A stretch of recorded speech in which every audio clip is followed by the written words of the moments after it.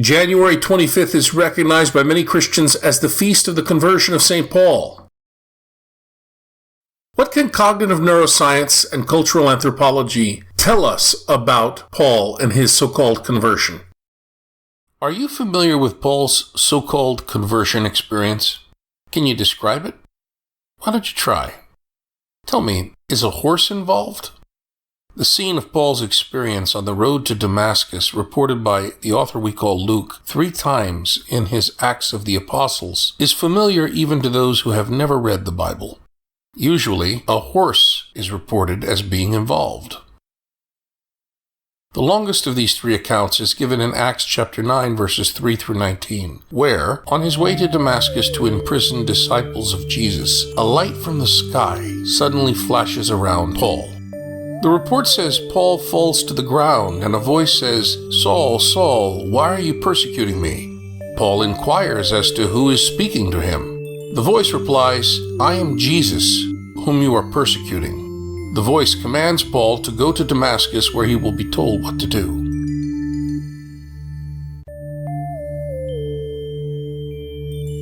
According to Acts chapter 9, verses 3 through 19, the men traveling with Paul are dumbstruck, hear the voice, but cannot see anyone. This disagrees with what is said in Acts chapter 22, verses 6 through 16, where it is reported that they saw the light, but did not hear the voice.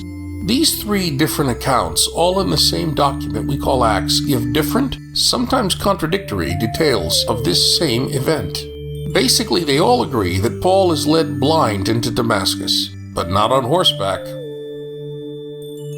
The cosmic Lord Jesus then sends a disciple named Ananias to Paul. Ananias answers the call and goes, lays hands on Paul, and Paul is baptized.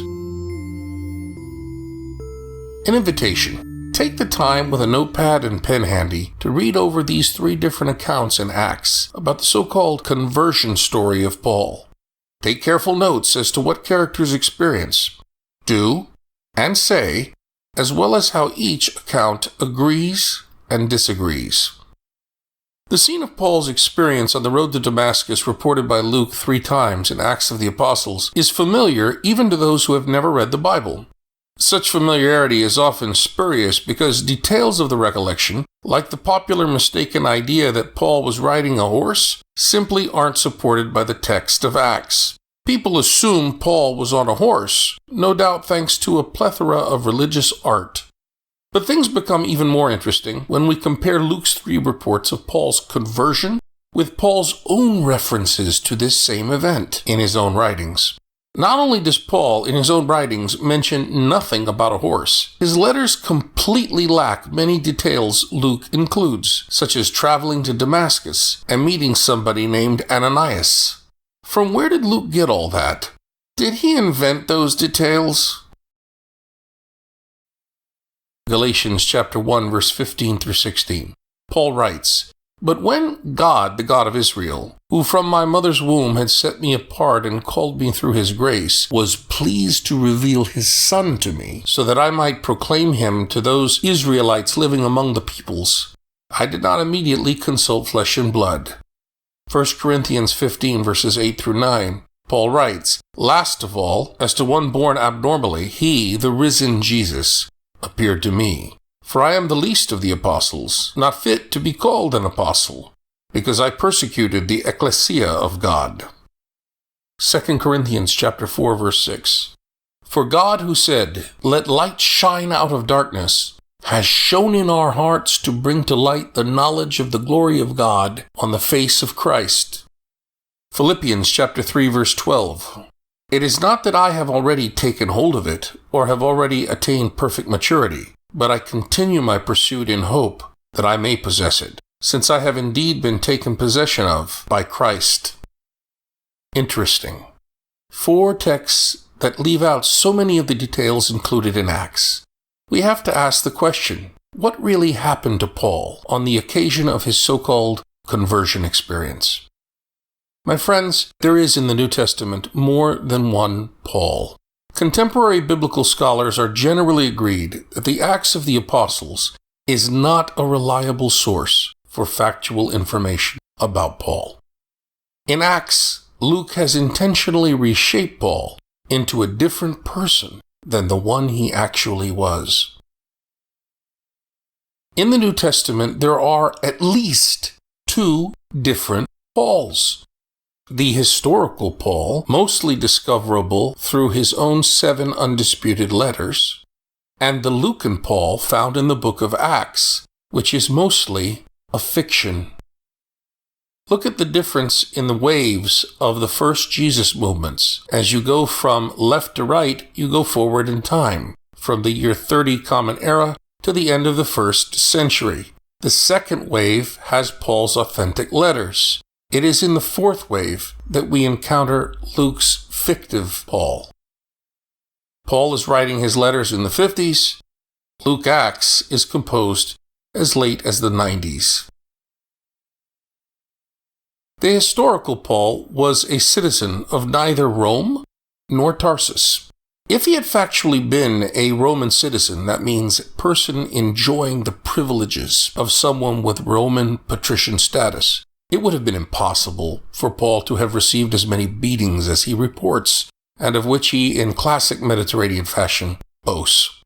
This and similar information about the historical Paul, uncovered by contemporary biblical scholars, is readily available in many studies and commentaries. What then can be said about Luke's 3 times reported and 3 times interpreted account of Paul's so-called conversion experience on the road to Damascus? The one common element found in both Luke's accounts and Paul's own writings about the so-called conversion experience is that God definitely called Paul through an alternate state of consciousness experience. Altered states of consciousness Paul experienced more than once in his life. 2 Corinthians chapter 12, verses 6 through 7a. Paul writes, "Although if I should wish to boast, I would not be foolish, for I would be telling the truth, but I refrain so that no one may think more of me than what he sees in me or hears from me because of the abundance of the revelations." Let's talk more about the call of Paul next time. Last time, we spoke about the great differences between how the author known as Luke reports the divine calling of Paul and the way Paul himself reports this event in his own writings. The one common element in both reports of this event of Paul's call by God is that it most definitely occurred in an alternate state of consciousness, something that the historical Paul was most adept at experiencing. This is not surprising, since tradition notes that God routinely communicates with human beings in this way. For example, in the case of the calling of Samuel the prophet. The author called Luke knew how Paul had learned about what the God of Israel was doing in Jesus of Nazareth. Paul said as much in his own letters. What Luke did was to fashion a creative report that differed from Paul's, which nevertheless accords perfectly well with the patterned human experience known as ecstatic trance, one of more than 35 different states of consciousness or awareness of which human beings are capable. Indeed, Luke reports more than 20 instances of group and individual experiences of altered states of consciousness in his work, The Acts of the Apostles. He was obviously familiar with the experience and knew how to report it according to the cultural paradigm. Psychological anthropologists like Arthur Kleinman here identify 3 stages in a trance experience. In the first or mildest level of an altered state of consciousness, the visionary perceives light and geometric patterns. The shift in consciousness is then induced by intense concentration. Those who drive motor vehicles are familiar with a phenomenon known as road trance or highway hypnosis. Intense concentration on the journey and the route causes the mind to shift awareness to another level. The driver arrives safely at the destination, having observed all the laws and having followed the correct route, but doesn't recall the journey because his or her mind was thinking of something else. This applies to Paul in Luke Acts. After witnessing the murder of Stephen, Paul engaged fully in persecuting believers in Jesus Messiah. The book of Acts depicts Paul as being quite obsessed in this regard. The Lucan Paul is depicted fixated on this as he travels along the road to Damascus, even if he was only walking. There can be no doubt that the topic and person that intensely engaged Paul's mind was Jesus, whom he considered to be a fraud, and in light of his crucifixion, quite clearly was not beloved by God or approved by God. The bright light from sky vault depicted in Acts, said to be even brighter than the sun, is a sign of a shift in Paul's consciousness. Whether this actually happened to the historical Paul, or whether Luke created this element, the fact is that Paul's level of awareness is shifting, and Paul is aware of it. The light color indicates this shift to anyone familiar with trance experiences.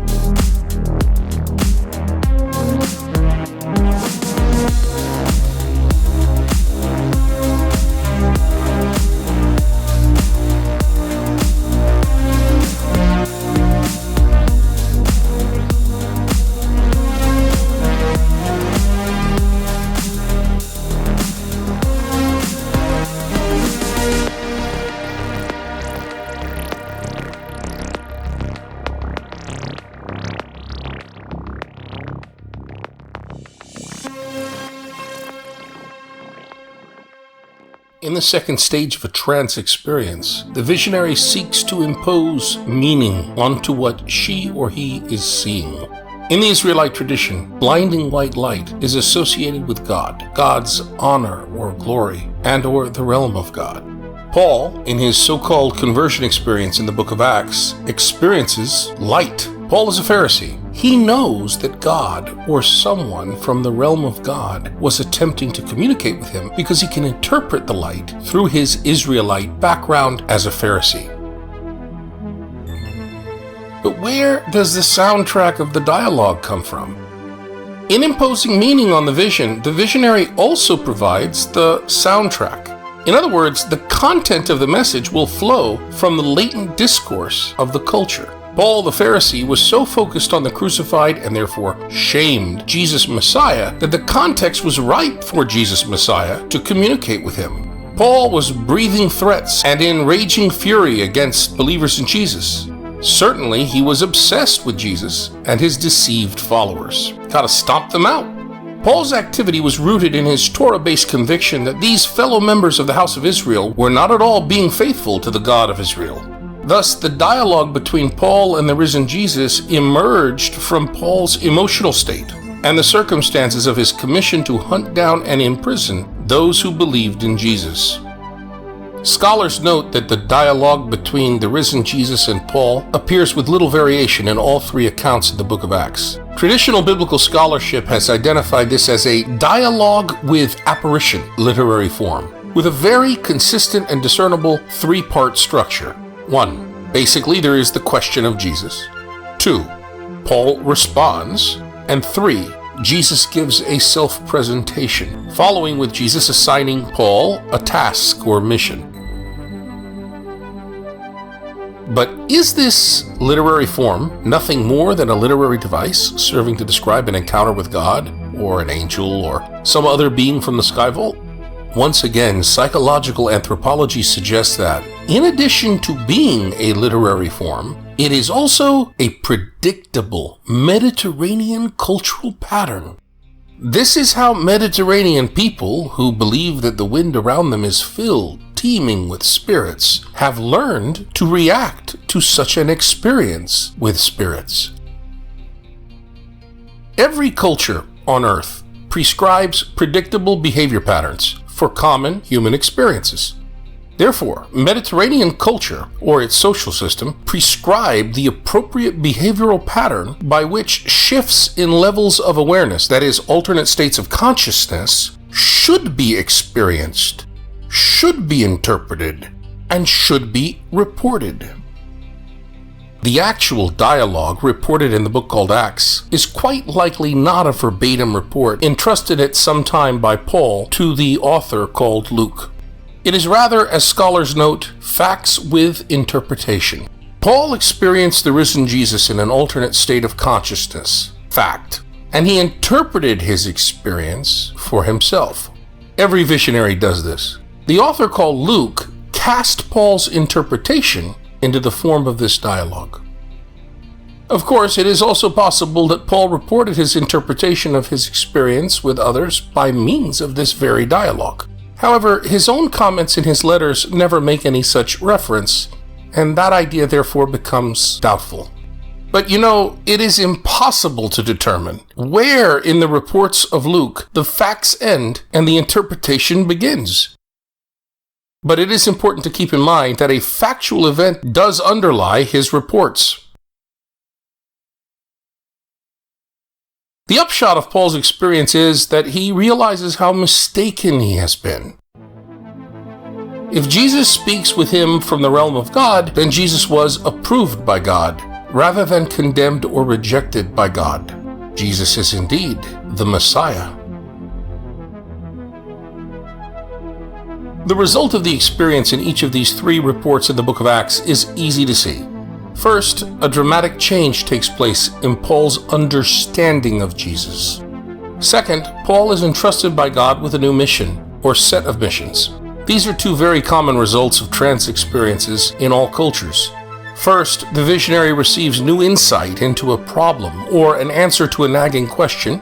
And secondly, the visionary is enlightened about or empowered to take action for a new direction in life. Okay, so that is the book of Acts and its understanding of the call of Paul. But how did Paul himself view his call in his 7 authentic letters?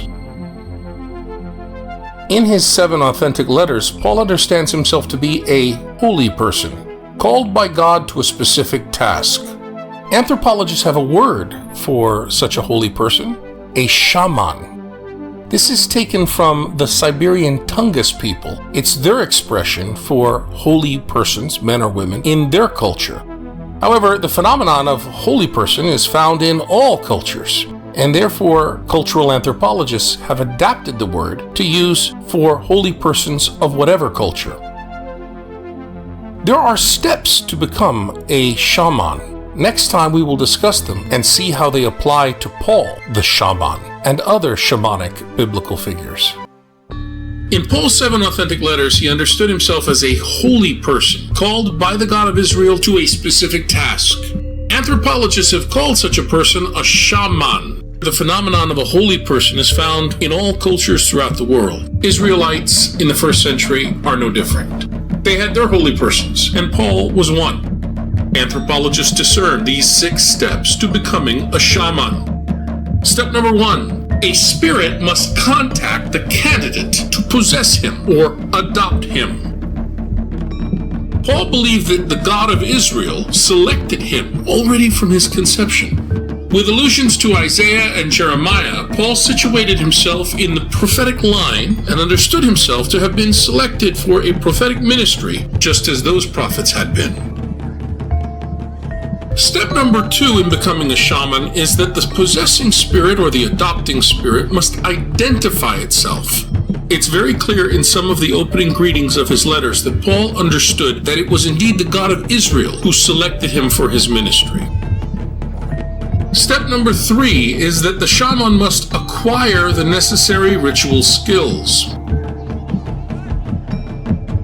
Where and how did Paul learn to be a holy man? certainly in part from his heritage as a Pharisee, who were themselves shamanic. Two kinds of holy people existed in the Israelite tradition, the Zaddik and the Chazid. The Zaddik was one who sought to please God by keeping all the commandments. Pharisees identified 613, whereas the Chazid sought to go beyond that. Paul appears to have included himself in the first category, Zaddik, and quite likely the second also. Step 4, the holy man must be tutored by both a spirit in alternate reality and a human teacher in consensus reality.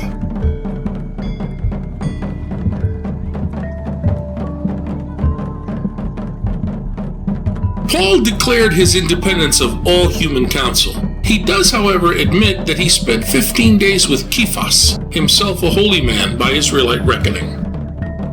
The role of Ananias and Barnabas is open to similar interpretation. Was Paul tutored from these holy men? Did they teach Paul anything? Or did they rather confirm what Paul insisted on in his letters, that God alone was Paul's teacher?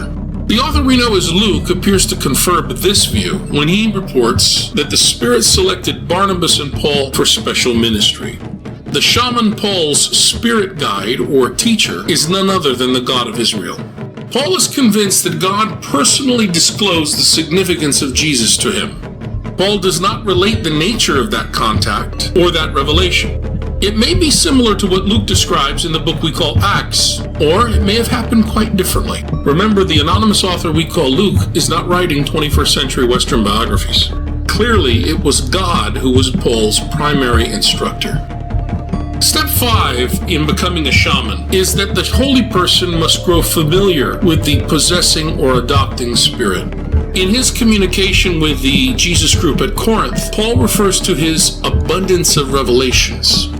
This letter of 2 Corinthians is dated to around 57 Common Era. It's roughly 23 years after his own call and commissioning in 34 Common Era. That means Paul has had at least that many years of experience, thus a growing familiarity with God and others in the realm of God. Step 6 is that shamans must have ongoing trance experiences.